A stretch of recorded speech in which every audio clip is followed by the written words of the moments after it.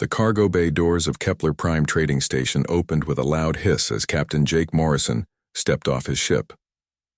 The New Dawn was nothing special to look at, just another human freighter among hundreds of vessels docked at the massive station.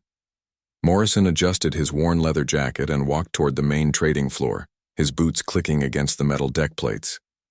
Kepler Prime buzzed with activity.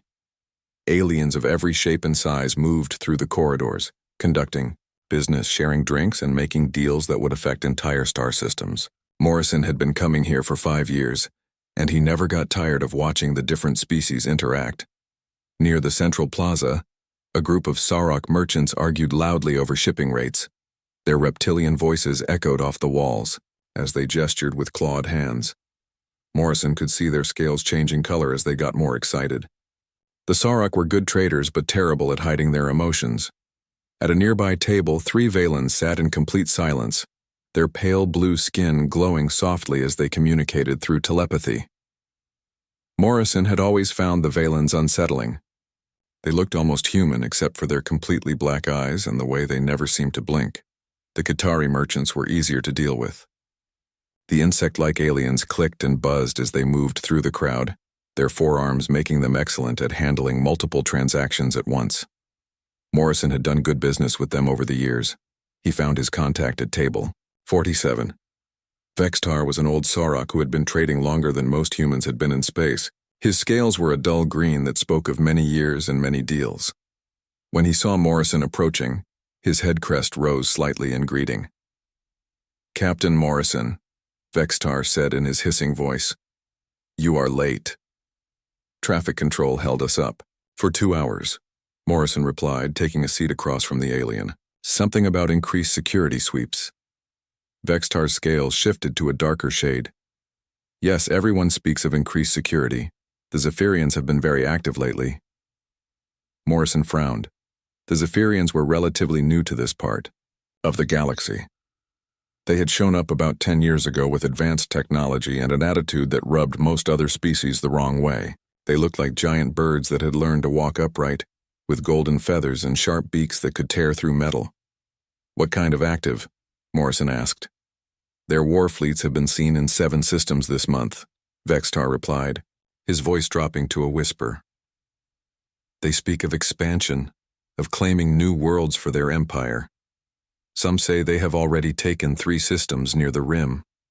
Morrison pulled out his tablet and began reviewing the cargo manifest. "Not my problem. I just haul freight and mind my own business."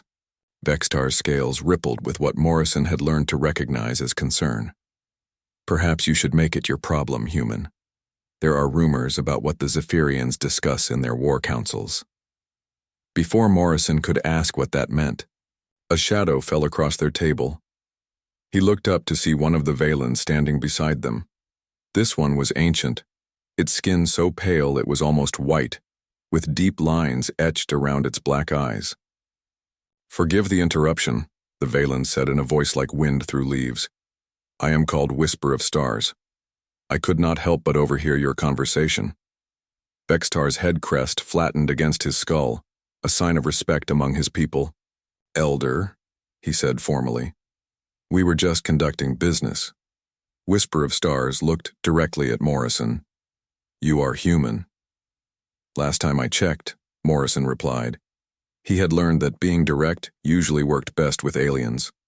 "Then you should know that your people are being discussed in places where such discussions lead to action," the Valen said. "The young races speak of the human problem. They have forgotten the old warnings." Morrison set down his tablet. "What warnings?" Whisper of Stars pulled up a chair without being invited. For an alien that looked fragile enough to break in a strong wind, he moved with surprising confidence. "When humans first joined the galactic community, there were incidents," the Elder began, "conflicts with species that no longer exist. The survivors of those conflicts spread certain knowledge throughout the galaxy, simple rules that have kept the peace for over a century." "What kind of rules?" Morrison asked, finding himself drawn into the conversation despite his better judgment. Vextar shifted uncomfortably in his seat. "Elder, perhaps we should not speak of such things in public." The knowledge must be shared, Whisper of Stars replied firmly. The Zephyrians are young, to the galaxy. They do not remember the human Vorthan War. They do not know why the collective of minds retreated to dark space. They have never heard the screams of the stellar dominion as their empire burned. Morrison felt a chill run down his spine. I've never heard of any of those conflicts, because your people do not speak of them, the Velan said, just as we do not speak of them. Some memories are too terrible to share freely. But the lessons learned from those memories became the foundation of galactic law. What lessons? Morrison pressed. Whisper of Stars leaned forward, his black eyes reflecting the station lights like pools of oil. Do not provoke the humans, do not corner them. Do not threaten their young or their home. These are not suggestions, Captain Morrison. They are warnings written in the ashes of dead civilizations. Morrison laughed, but it came out sounding forced. You're talking about humans like we're some kind of monsters. We're traders, farmers, engineers. We build things, we don't destroy them. Yes, Whisper of Stars agreed. You are peaceful. You seek friendship and cooperation. You offer aid to those in need and mercy to those who ask for it. This is why the galaxy allows you to exist among us. Allows us? Morrison's voice took on an edge. The Valen's expression did not change, but when that peaceful nature is threatened, when your choice between peace and survival is taken away, you become something else entirely. You become the thing that ended the Vorthan Empire in 6 months. You become the force that made the Uain collective abandon half the galaxy rather than face you again. Vextar's scales had turned almost black with fear. Elder, please. Such talk brings bad luck. Not luck, Whisper of Stars replied. Truth.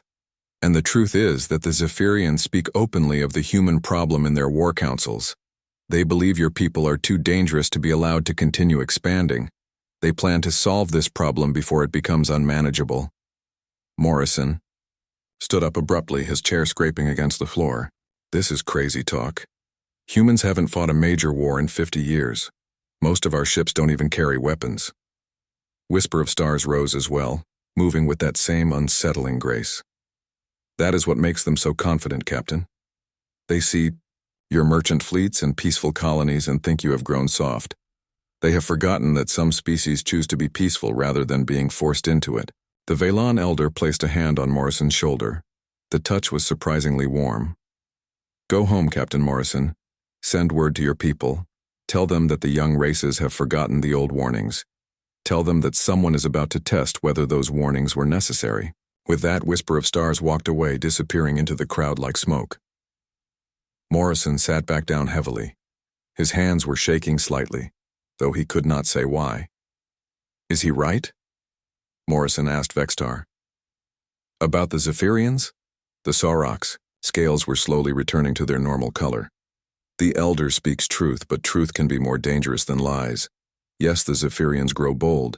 Yes, they speak of expansion and conquest. Whether they will act on such talk remains to be seen. Morrison finished his business with Vextar quickly, his mind racing with questions he could not answer. As he walked back to his ship, he noticed things he had missed before. The way conversations stopped when he passed. The way some aliens looked at him with something that might have been fear or respect or both. Back aboard the New Dawn, Morrison sat in his captain's chair and stared at his communication console. He should report what he had heard to Earth Command. It was probably nothing, just old alien superstitions and rumors. But Whisper of Stars had seemed so certain, so afraid. Morrison began typing his report, trying to capture the strange conversation without sounding like he believed every word. As he wrote, he found himself thinking about human history, about the wars his grandfather had fought in, about the stories that were never quite told in full. Maybe there was more to humanity than farming and trading after all. Maybe the galaxy had good reason to be careful around humans. Maybe some rules existed for reasons that were better left unexamined. Morrison finished his report and sent it off to Earth, marking it as routine intelligence gathering. He had no way of knowing that Zephyrian agents were monitoring every human transmission from Kepler Prime. He had no way of knowing that his message would be analyzed by Zephyrian military intelligence within hours. He had no way of knowing that. The Zephyrians would see his report as confirmation of their worst fears about human capabilities. All Morrison knew was that he suddenly wanted to be very far away from Kepler Prime, and that the stars outside his viewport looked less friendly than they had that morning. Grand Admiral Kethavar stood before the massive viewing screen in the Zephyrian High Command Chamber. His golden feathers caught the light from the twin suns of Zephyr Prime as he studied the holographic display showing human settlements across 12 sectors. Each blue dot represented a human colony, and there were far too many of them for his comfort. Behind him, the 7 members of the High Command perched on their ceremonial roosts, their own feathers ranging from deep gold to silver with age. These were the leaders of the Zephyrian Empire, generals and admirals who had conquered 17 different species and claimed 43 star systems for their people. The human problem grows worse each day, Kethavar announced, his voice carrying the harsh authority that had made him the youngest Grand Admiral in Zephyrian history. Their expansion continues unchecked. Their influence spreads to races that should be serving our empire instead. High Commander Velnash, his silver feathers marking him as the eldest member of the council, clicked his beak in agreement. I have studied their history files. They are a warrior species pretending to be merchants and diplomats. Every human ship carries weapons. Every human colony has military-grade defenses. Exactly, Kethavar said, turning to face the council. They smile and offer trade agreements while building a military force that could threaten our expansion. They form alliances with species we intend to conquer. They are clever, dangerous, and they multiply like parasites. Flight Marshal Torvin ruffled her bronze feathers nervously. The intelligence reports suggest they are not as unified as we assumed. Their home fleet is small. Their colonial defenses are minimal. Perhaps they are not the threat we believe them to be. Kethavar's head crest rose in irritation. That is exactly what makes them dangerous. They hide their true strength behind a facade of peaceful weakness. Do you think the Sarok Federation would have survived our conquest if they had possessed such cunning? The council chamber fell silent. The Sarok had been their most recent victory, a quick war that had lasted only 3 months. The reptilian species had fought bravely but predictably, massing their fleets for traditional battles that the Zephyrians had won through superior technology and tactics. What do you propose? Asked War Commander Rextal, his dark gold feathers shifting with interest. Kethavar activated the holographic display, showing detailed attack patterns overlaid on the human settlements. Operation Silent Wing, a coordinated strike against all human installations simultaneously. We eliminate their military capacity before they can organize a response. All of them? Velnash asked. There are over 200 human settlements across 17 systems. All of them, Kethavar confirmed. We cannot allow even one colony to survive and spread word of our involvement. The attack must appear to be the work of pirates or other hostile species. By the time the galactic community realizes what happened, the humans will be extinct. Flight Marshal Torvin studied the battle plans with growing unease. The logistics alone would require our entire fleet. Every ship, every soldier. If something goes wrong. Nothing will go wrong, Kethavar interrupted. Humans are soft. They have lived in peace for too long. They will break at the first sign of real violence. High Commander Velnash activated his personal display, reviewing intelligence reports on human military capacity. Their official fleet registry shows only merchant vessels and light patrol craft. No dreadnoughts, no battle cruisers, no planet killers. Even their home defense fleet is minimal. Because they are hiding their true strength, Kethavar insisted. But hidden strength is useless if it cannot be deployed in time. We strike fast, we strike everywhere, and we strike without warning. War Commander Rextal expanded the tactical display, showing Zephyrian fleet positions throughout the galaxy. Our stealth technology is superior to anything humans possess. We can position our forces within strike range of every human settlement without being detected. The timing must be perfect, Kethavar emphasized. Every attack begins simultaneously. No human settlement must have time to warn the others. No human ship must escape to carry word to their homeworld. The council voted unanimously to approve, Operation Silent Wing. Within hours, coded messages went out to every Zephyrian fleet commander in the galaxy. The largest military operation in Zephyrian history began to move into position. 3 weeks later, Lisa Parker woke to the sound of her daughter Amy playing in the garden outside their farmhouse on Haven's Rest. The morning sun cast long shadows across the fields of golden wheat that stretched to the horizon. This was harvest season, and the entire colony was busy preparing for the annual export shipment to the Qatari worlds. Lisa pulled on her work clothes and walked outside, breathing the clean air of a world that had never known war. Haven's Rest was home to 50,000 humans, mostly farmers and their families who had come here 15 years ago to build a new life among the stars. "Morning, Mom," Amy called out, looking up from where she was feeding the chickens. At 8 years old, she had never known any world but this one, never seen anything more dangerous than a summer thunderstorm. "Morning, sweetheart," Lisa replied, ruffling her daughter's brown hair. "Your father called from the orbital station. He says the transport ships should arrive this afternoon." Amy clapped her hands with excitement. "Can we watch them land?" Of course we can," Lisa said, smiling at her daughter's enthusiasm. Amy loved watching the big cargo ships arrive to take their grain to the alien worlds. She always asked a million questions about space travel and other planets. Steve Parker worked on Haven's Rest orbital defense platform, a modest installation that was designed more for deflecting asteroids than fighting off invasions. The platform had a crew of 30 people and enough firepower to handle pirates or small raiders, but nothing more serious than that. Most human colonies were the same way. They had enough defenses to deal with common threats but relied on their remote locations and peaceful reputation to keep them safe from major conflicts. It was a strategy that had worked for decades. Lisa spent the morning in the fields, checking the automated harvesters and making sure everything was ready for the transport ships. The work was satisfying in a way that her old job on Earth had never been.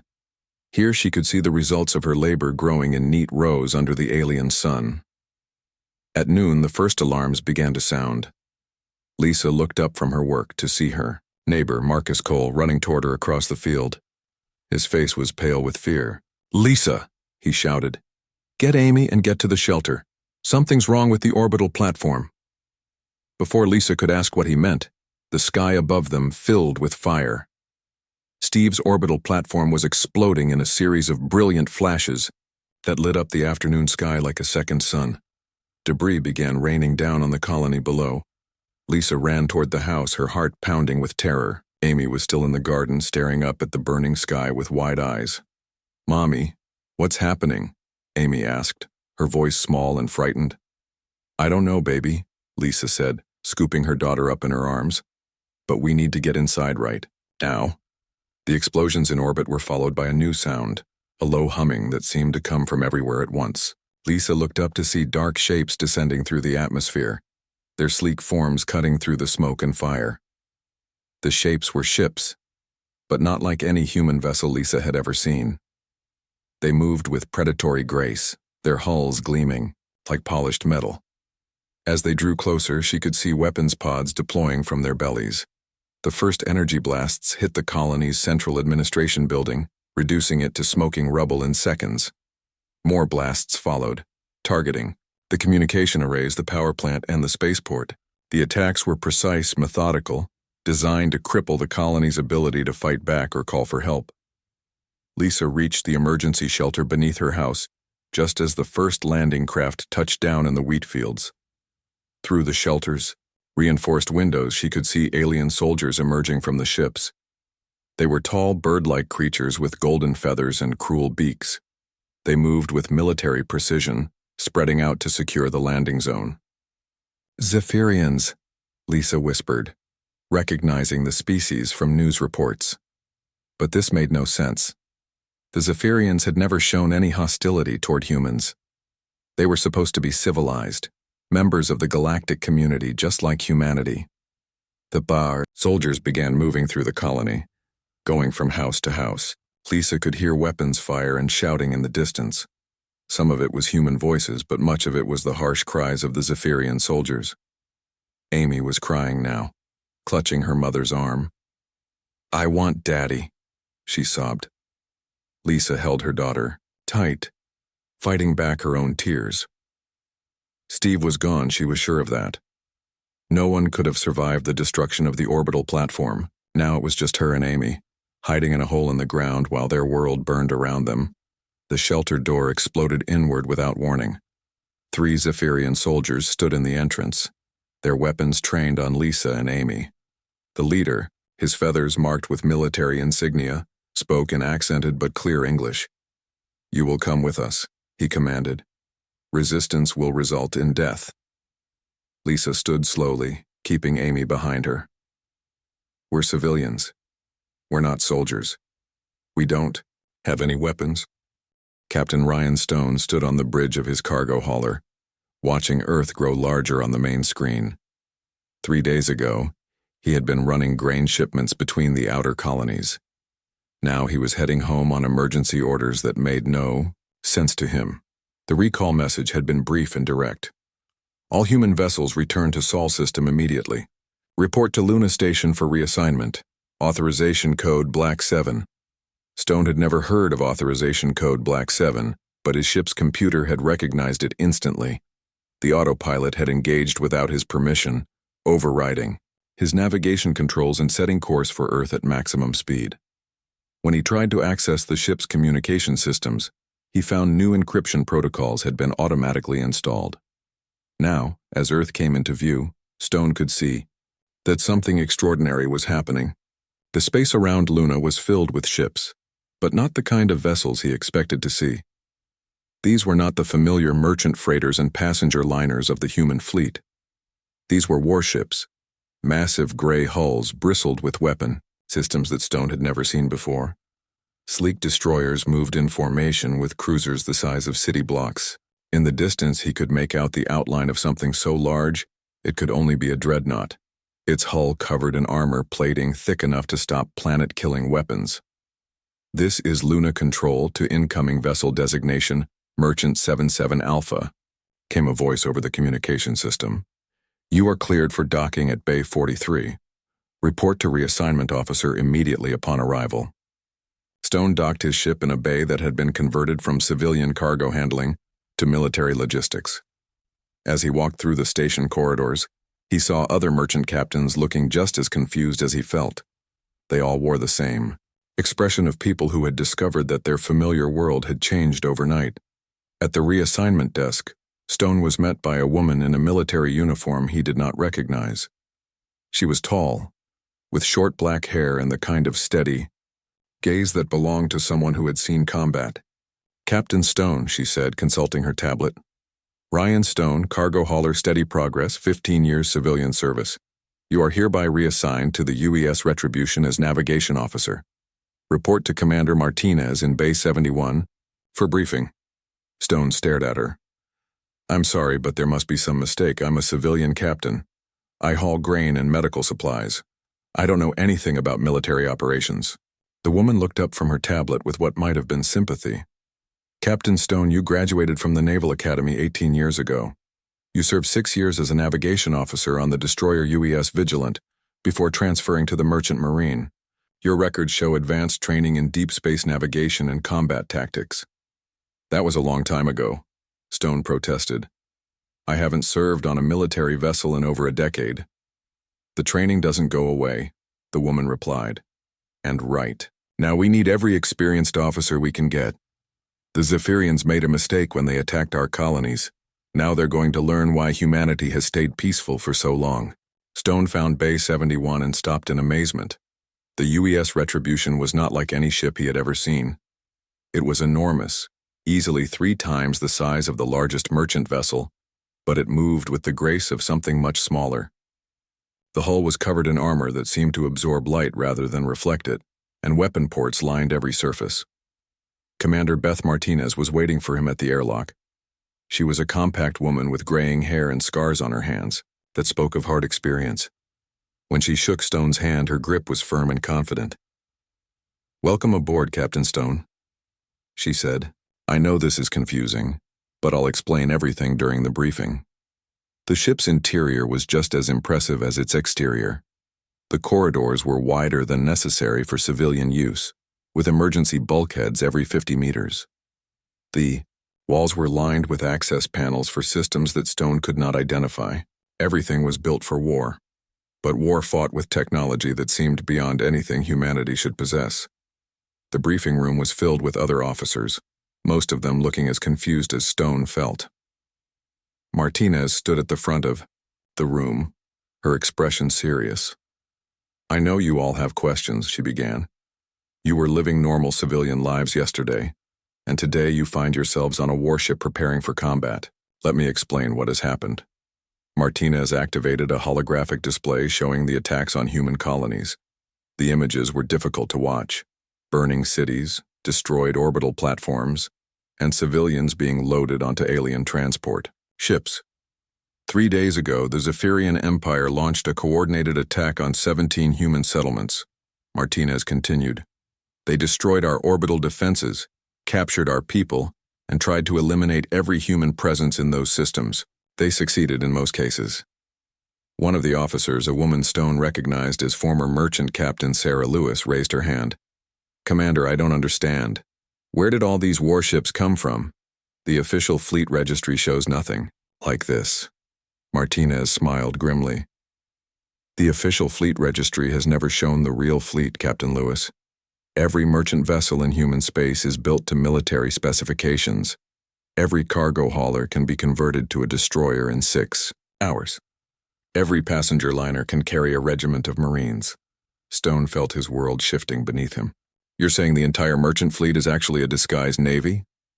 "That's exactly what I'm saying," Martinez replied. "Humanity learned long ago that the best way to avoid war is to be so prepared for it that no one wants to fight you. The merchant fleet was always a cover. Every captain is a trained naval officer. Every ship is a potential warship." The holographic display changed to show ship conversion procedures.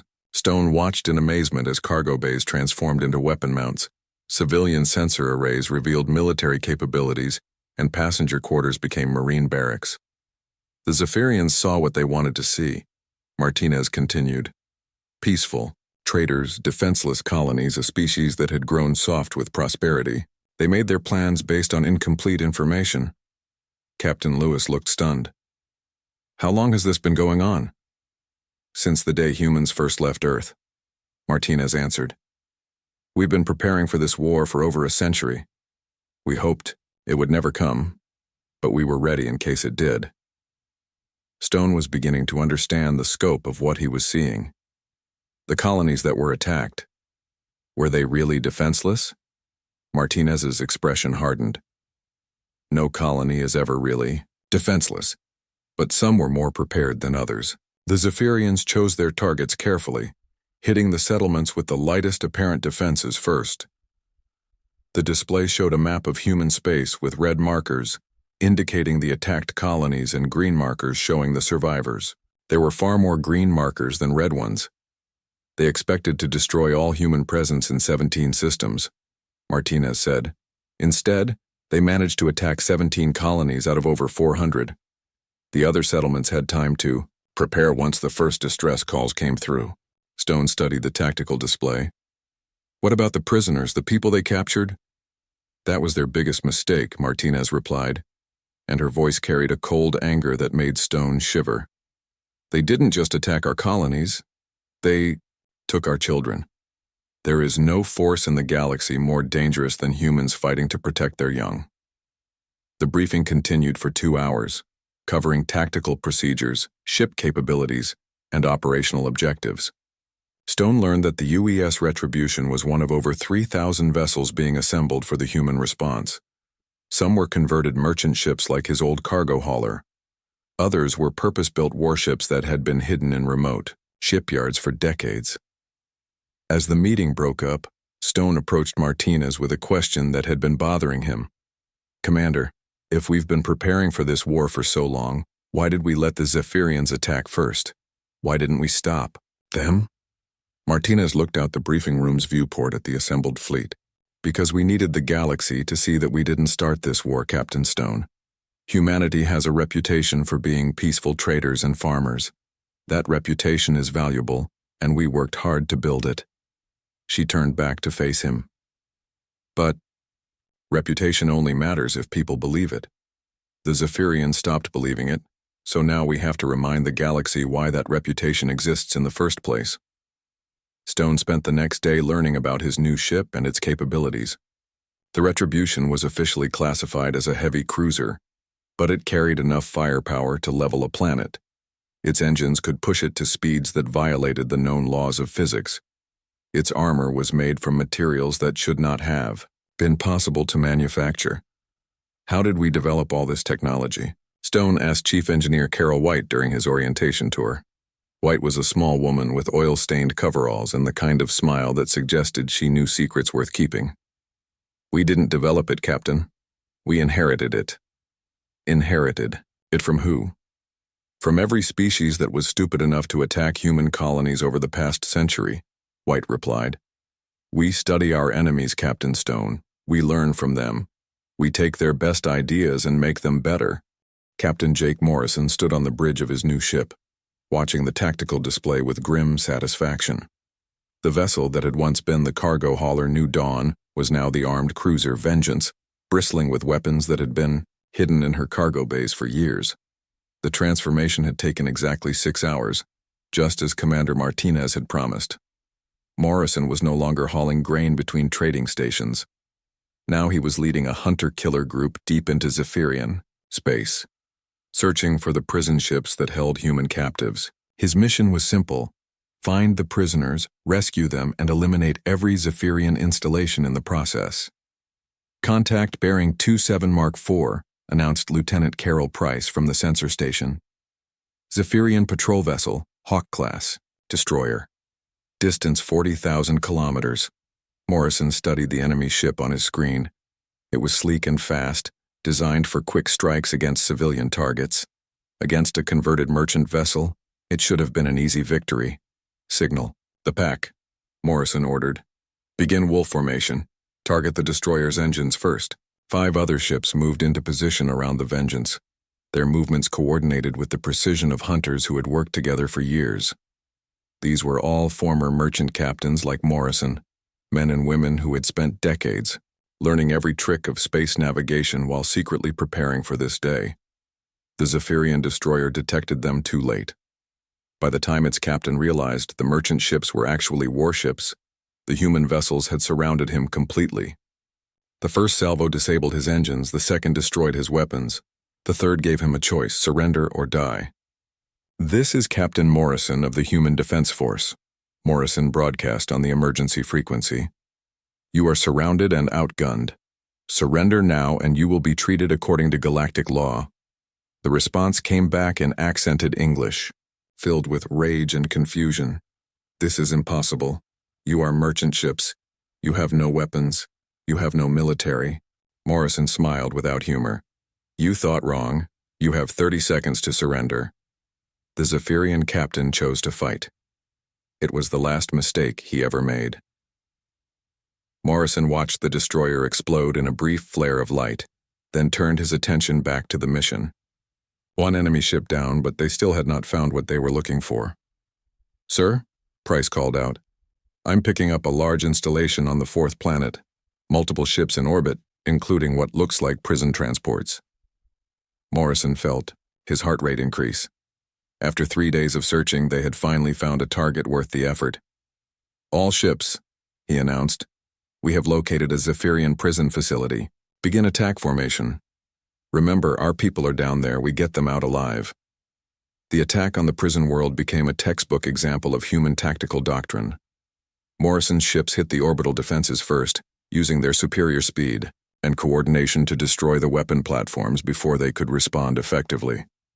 The Zephyrian garrison was equipped to handle slave revolts and pirate raids, not a coordinated military assault. Within 2 hours, the orbital space was clear of enemy vessels. Morrison led the landing force personally, taking a shuttle down to the planet's surface with 50 Marines who had been disguised as cargo handlers just a week before. The prison compound was larger than expected, with over 3,000 human captives held in conditions that made Morrison's blood boil. The prisoners were thin and dirty, crowded into cells designed for half their number. Many showed signs of medical experimentation that violated every law of civilized warfare.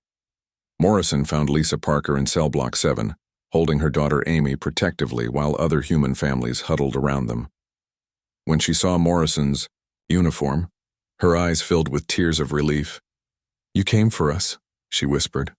"We always come for our own," Morrison replied, helping her to her feet. "Can you walk? We need to get everyone to the evacuation shuttles." Lisa nodded, but Morrison could see the damage that 3 weeks of captivity had done to her. She moved like someone who had been broken and put back together wrong. Her daughter Amy clung to her mother's hand and stared at Morrison with eyes that had seen too much. "The Zephyrians," Lisa said as they walked toward the shuttle. "They're not just capturing us, they're studying us. They think we're some kind of weapon that needs to be understood." Morrison felt a cold anger settle in his chest. What kind of studying? Medical experiments, psychological testing. They keep asking about human military capabilities, about hidden weapons and secret fleets.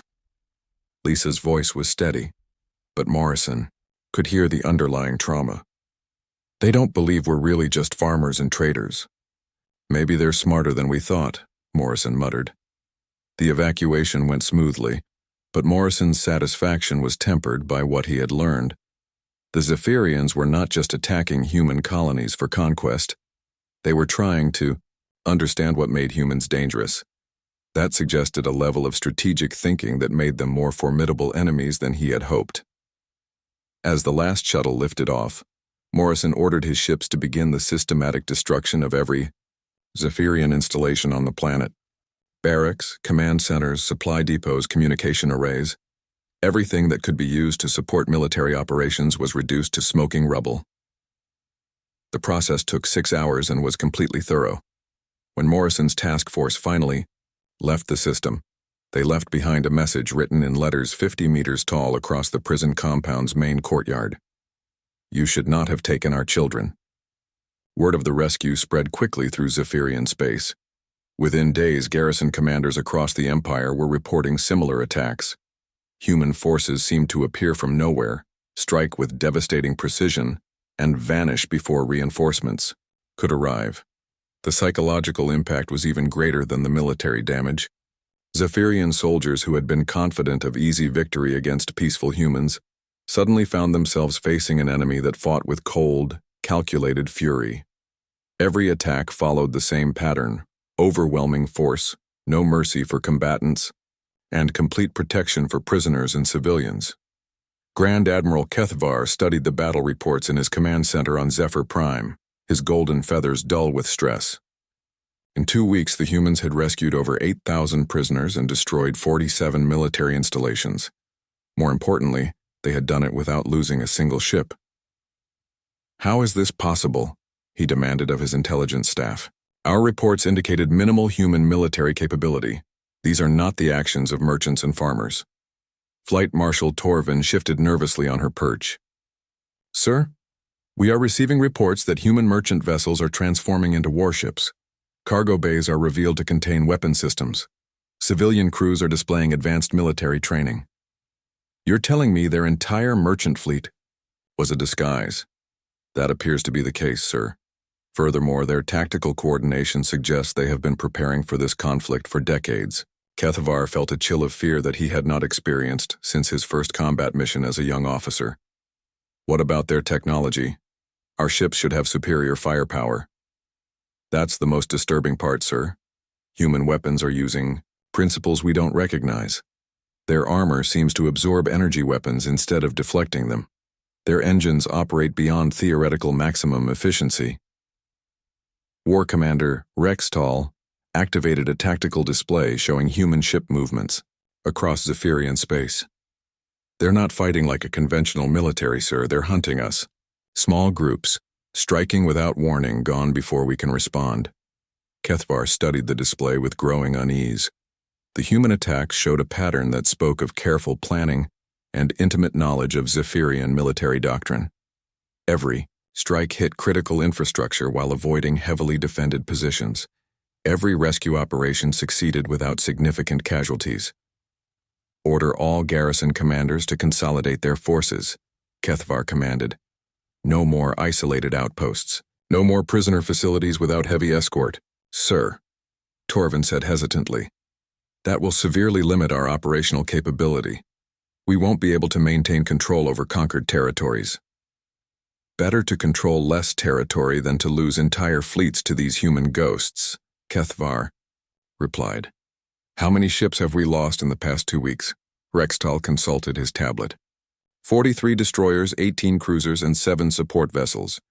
Total casualties exceed 15,000 personnel. And human losses? Unknown, sir. They recover their dead and wounded. They leave no survivors among our forces to provide intelligence. As far as we can determine, they have suffered minimal casualties. Kethvar turned to stare out the command center's main viewport at the Zephyrian home fleet anchored in orbit around their capital world.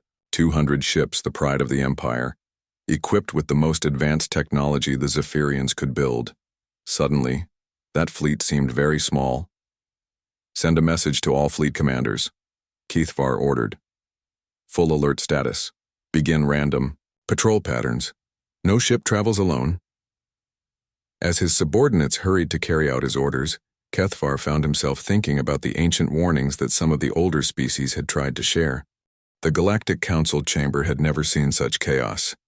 Representatives from 47 different species filled the Great Hall, their voices raised in arguments that echoed off the crystalline walls. At the center of the debate sat Ambassador Claire Watson, representing humanity with a calm that seemed to disturb the other delegates more than any amount of shouting would have. The Qatari delegate, a massive insect creature called Speaker for the Hive, clicked her mandibles nervously as she addressed the assembly. The human military response exceeds all known parameters of civilized warfare. In 3 weeks, they have destroyed over 100 Zephyrian installations across 12 systems. The Zephyrians attacked our colonies without provocation, Watson replied, her voice steady. They captured our civilians, including children. Our response has been measured and appropriate. High Counselor Vorth of the Saurok Federation rose from his seat, his scales shifting to the deep red color that indicated extreme agitation. Measured? Your forces have eliminated entire Zephyrian garrisons. Survivors report weapons technology that violates galactic treaties on warfare limitations. Watson looked directly at the Saurok Counselor. High Counselor Vorth, I believe your own species has first-hand experience with Zephyrian conquest methods. How did they treat Saurok prisoners during your recent war? Vorth's scales darkened further, but he remained silent. The Saurok had surrendered to the Zephyrians rather than face complete annihilation. Their treatment under Zephyrian occupation had been harsh, but had followed accepted rules of conquest. From her position in the rear of the chamber, the ancient Qatari Queen of All Thoughts began to emit a low humming sound that gradually filled the room. All conversation stopped as the other delegates turned toward her. The Queen was old beyond measure, her chitinous body scarred by centuries of existence. When she spoke, her words carried the weight of genetic memories stretching back thousands of years. I must share what my ancestors knew, the Queen announced, her voice echoing strangely in the chamber. The younger species do not remember, but the hive remembers everything. We remember why the warning exists. She activated the chamber's holographic display, and suddenly the room was filled with images from the distant past. Ships burning in space, planets stripped of all life, entire star systems left as empty monuments to failed civilizations. 200 years ago, the Vorthon Empire controlled 17 star systems. The Queen continued. They were advanced, powerful, confident in their superiority over younger species.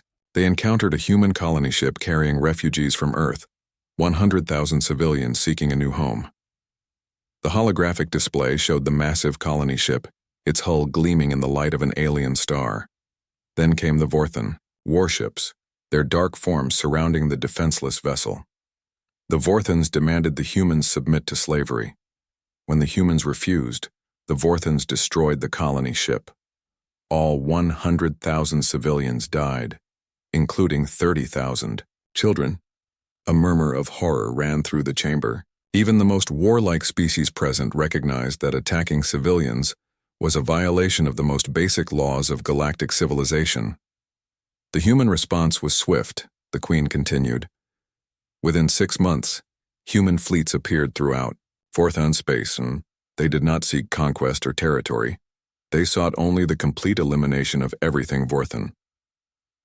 The holographic display showed battles unlike anything the assembled delegates had ever seen. Human ships moved with impossible coordination, their weapons cutting through Vorthon defenses like they were made of paper.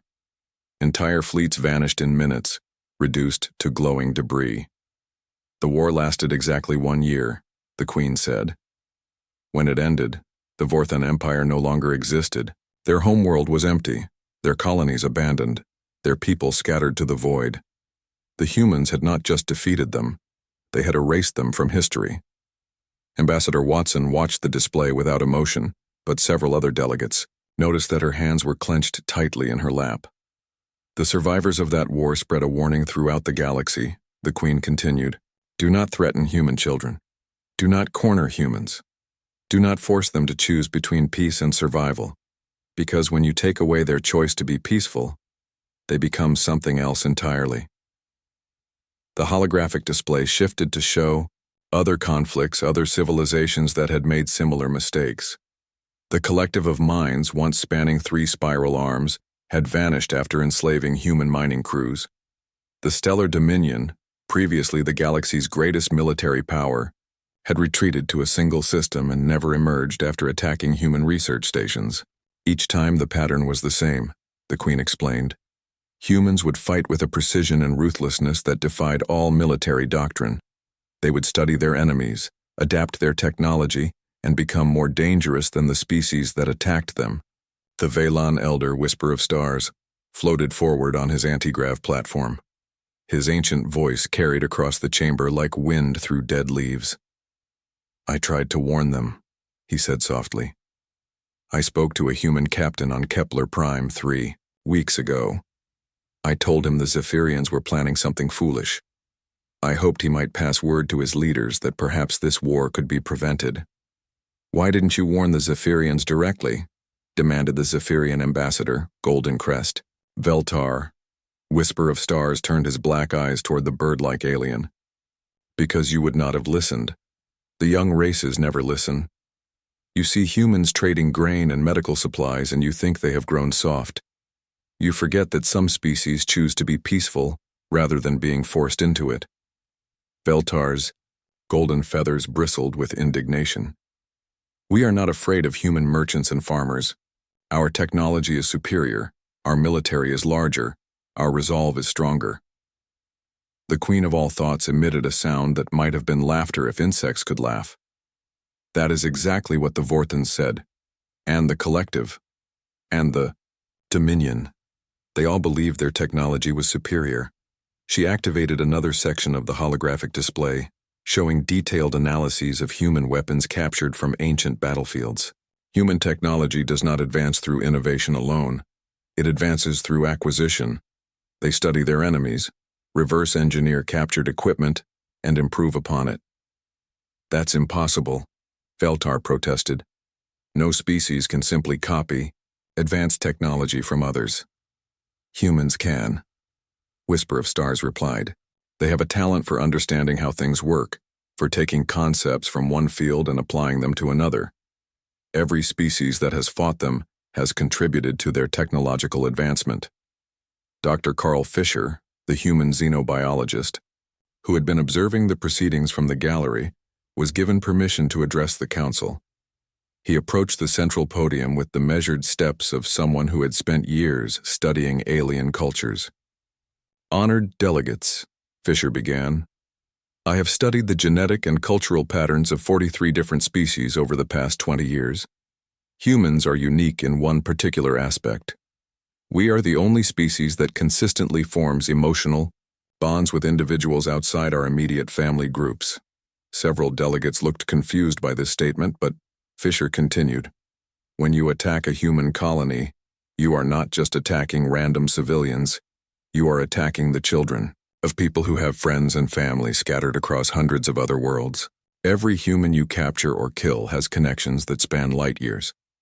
The rescue operations you have witnessed are not military objectives. They are personal missions. The chamber fell silent as the implications of Fisher's words sank in.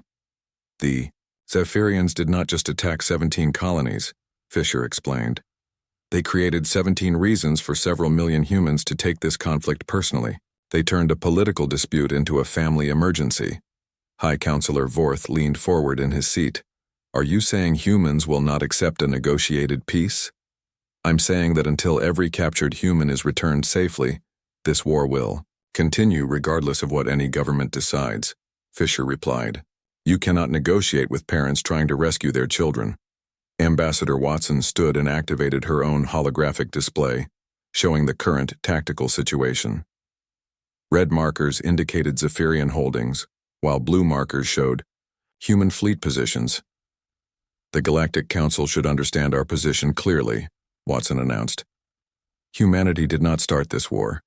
We did not seek this conflict. For 50 years, we have been peaceful members of the galactic community, offering trade and friendship to any species willing to reciprocate. She highlighted the Zephyrian attacks on the display.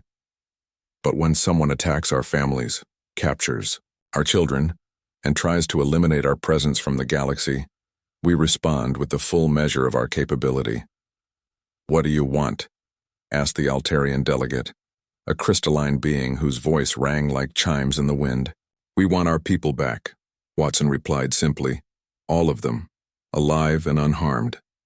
We want the Zephyrian Empire to acknowledge that their attack was unprovoked and illegal, and we want guarantees that such attacks will never happen again. And if the Zephyrians refuse? Vorth asked. Watson's expression did not change, but something in her eyes made several delegates shift uncomfortably in their seats. Grand Admiral Kethvar stood on the bridge of his flagship, the Pride of Zephyr, watching the tactical display with growing desperation. His plan had been simple: strike at the human homeworld with overwhelming force, break their spirit, and end this war before it consumed his entire empire. Now, as his fleet emerged from hyperspace at the edge of the Sol system, he realized he had made a terrible mistake. Earth hung before them like a blue jewel, but it was not the lightly defended world his intelligence reports had described. The space around the human homeworld swarmed with defensive installations that defied every principle of military engineering. Orbital habitats unfolded like deadly flowers, revealing weapon systems that should not have been possible to build. Asteroid mining stations revealed themselves to be fortress platforms, bristling with enough firepower to destroy planets. Sir, reported Flight Commander Zektar from the sensor station, his voice tight with fear. I count over 800 defensive platforms in Earth orbit alone. Energy signatures suggest weapons capable of penetrating our heaviest armor. Kethvar studied the readings with disbelief. That's impossible. Our intelligence indicated minimal home defense capability. Sir, there's more, Zektar continued. I'm detecting massive ship movements throughout the system. The asteroid belt appears to be filled with hidden shipyards, and they're launching vessels I've never seen before. The main screen flickered and changed to show the true scope of Earth's defenses. Ships emerged from concealed positions throughout the solar system, their hulls black as space itself, moving with the coordinated precision of a single organism. These were not converted merchant vessels like the ones that had been hunting Zephyrian forces for weeks. These were purpose-built warships designed for one function: the complete destruction of anyone foolish enough to threaten Earth. Admiral Helen Brooks sat in the command center of the UES Inevitable, watching the Zephyrian fleet. With cold satisfaction, she had been preparing for this moment for 30 years, ever since she had first read the classified files about humanity's previous conflicts with alien species. The Zephyrians had played their role perfectly, providing exactly the justification she needed to reveal Earth's true defensive capability.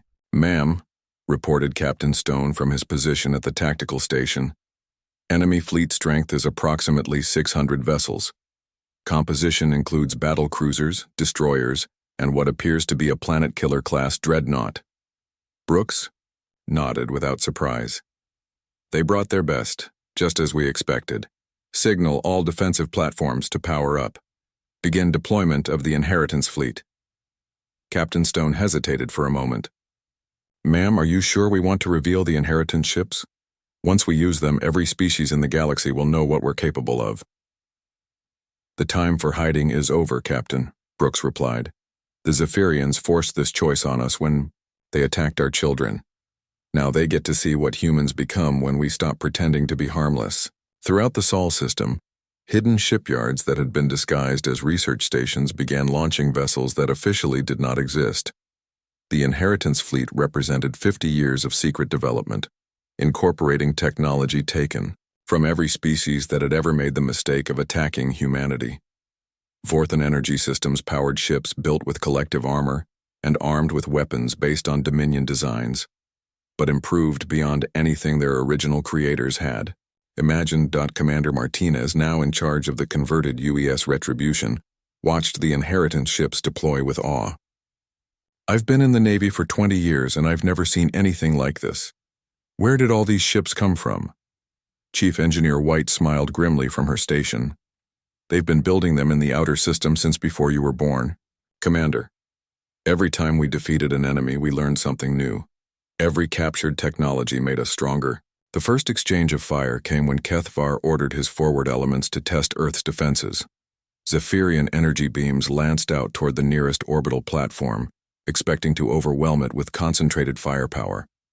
Instead, the platform's armor seemed to absorb the energy completely, then redirected it back at the attacking ships with twice the original power. Impossible, Kethvar whispered, watching 3 of his destroyers vanish in brilliant flashes of redirected energy. No species has that level of defensive technology. Sir, Zektar reported, his voice cracking with stress. The humans are broadcasting on all frequencies. Admiral Brooks's voice filled the Zephyrian command bridge, calm and implacable as the void between stars. This is Admiral Brooks of the Human Defense Force. You have entered the Sol system with hostile intent after launching unprovoked attacks on human colonies. You have captured and mistreated human civilians, including children. You have one opportunity to surrender unconditionally and return our people unharmed. Kethvar activated his communication system, his voice filled with the arrogance that had brought him to this moment. Human Admiral, you are outnumbered and outgunned. Surrender now and your deaths will be quick. The response came not in words but in action.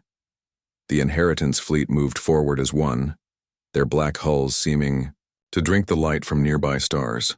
When they opened fire, the Zephyrian fleet discovered what weapons designed by a species that learned from its enemies could accomplish. The battle that followed was not a fight, but a demonstration. Human ships moved with impossible coordination, their weapons cutting through Zephyrian defenses like they were made of paper. Every Zephyrian tactic was anticipated, every formation countered before it could be effective. The humans fought with the accumulated knowledge of every species they had ever faced, combining strategies and technologies in ways that defied military doctrine. Captain Stone watched the tactical display with growing amazement. Their entire fleet is falling apart. It's like they've never faced coordinated resistance before. They haven't, Brooks replied. The Zephyrians have only fought species that followed conventional military thinking. They've never faced an enemy that learned from dozens of different combat philosophies. Kethvar watched his fleet die around him with the growing realization that he had led his people into a trap, centuries in the making. The humans had not just prepared for this war. They had prepared for every possible war, incorporating lessons learned from conflicts stretching back to their first contact with alien species. Sir, Zektar reported, his voice barely above a whisper. We've lost 60% of our fleet. The survivors are requesting permission to retreat. Denied, Kethvar snarled. We still have the planet killer. If we cannot defeat them, we can at least ensure they do not threaten anyone else. The massive dreadnought at the center of the Zephyrian formation began powering up its ultimate weapon, a device capable of cracking a planet's crust and rendering it uninhabitable. It was the Zephyrian Empire's final answer to any threat they could not otherwise eliminate. Brooks watched the energy build up with interest rather than alarm. Activate the Prometheus shield. Around Earth, a network of satellites that had been in orbit for decades suddenly blazed to life. They created an energy field that encompassed the entire planet. But this was not just a defensive barrier. As the Zephyrian planet killer fired its devastating beam, the shield absorbed the energy completely, then focused it into a narrow beam that lanced back toward the Zephyrian fleet. The redirected energy struck Kethvar's flagship with the force of a small star. The pride of Zephyr and 12 ships around it simply ceased to exist, vaporized by their own weapon turned against them. The remaining Zephyrian ships stopped fighting as if a switch had been thrown. Their crews stared at their screens in stunned disbelief, unable to process what they had just witnessed. The humans had not just defeated their ultimate weapon, they had turned it into a demonstration of their own technological superiority. Brooks opened a channel to the surviving Zephyrian vessels. This is your final warning. Surrender now or share the fate of your admiral. The response came from Flight Commander Zektar, now the senior surviving officer of the Zephyrian fleet. We surrender. Please, we surrender. Just tell us what you want. I want you to remember, Brooks replied, her voice carrying across space to every ship in the system. I want you to go back to your empire and tell them what happened here. I want every species in the galaxy to understand why the old warning exists. She paused, letting her words sink in before continuing. Humans seek peace. We offer friendship and cooperation to any species willing to reciprocate. We have built a civilization based on trade and mutual understanding, because that is what we choose to do.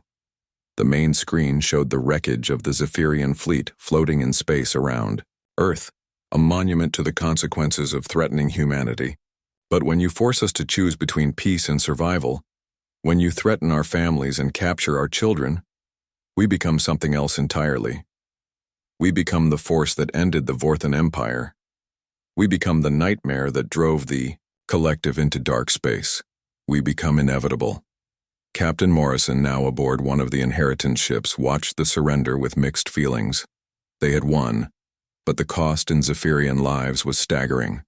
Thousands of enemy soldiers floated dead in space, victims of their leaders' arrogance.